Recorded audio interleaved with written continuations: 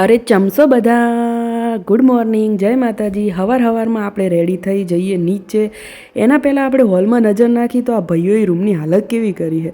પછી આવીને હમી કરશું. પહેલાં આપણે જઈએ ચા પીવા. ડાયરેક્ટ કેટલી મેલી તો ચા તો થઈ ગઈ ગરમ. અલા કેટલી થઈ ગઈ હતી ગરમ. ચા તો ગરમ થવાની જ હતી. પછી આપણે કાપવા બેસી ગયા હતા લસણ, કારણ કે જમવાનું બનાવવાનું થઈ ગયું હતું મોડું. તો ગાઈઝ આપણે બનાવીશું ભીંડાનું સબ્જી.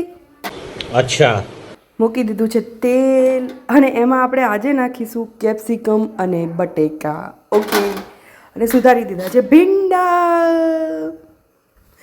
તો આ સબ્જીનું નામ તો શું થઈ ગયું? કેપ્સિકમ ભીંડી આલુ. સોરી, કેપ્સિકમ આલુ ભીંડી. તો ચાલો બનાવવાનું સ્ટાર્ટ કરીએ. શું જોવો છો? હું કંઈ બનાવવાનું શીખવાડવાની નથી. હા, એ તમે તમારા મમ્મીને જઈને કહો, એ શીખવાડી દેશે. कैसे कैसे लोग रहते हैं यार यहाँ पर.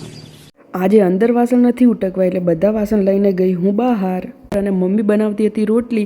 અંદર આવી અને પછી જમી લીધું. જમી અને પહેલાં રસોડું સાફ કરી દીધું, કારણ કે કચરા પોતું જાતે કરવાનું હતું. તો પહેલાં રસોડું સાફ કરી દીધું, અને પછી આપણે ફિનાઇલ નાખી અને પોતું કરવાનું હતું. તો સોફો થોડો અસ્ત વ્યસ્ત હતો, તો એને આપણે વ્યસ્ત કરી નાખ્યું.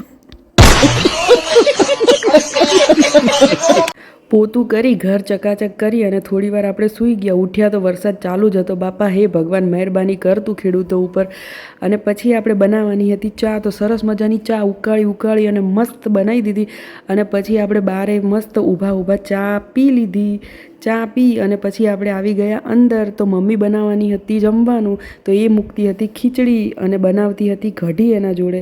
બધું બની ગયું એટલે આપણને જમવાનું બોલાવી દીધા હતા. તો આપણે જમી લીધું, અને પછી મમ્મી થાકી હતી તો આપણે કરી નાખ્યા બધા વાસણ કરી અને કરી નાખ્યું રસોડું સાફ.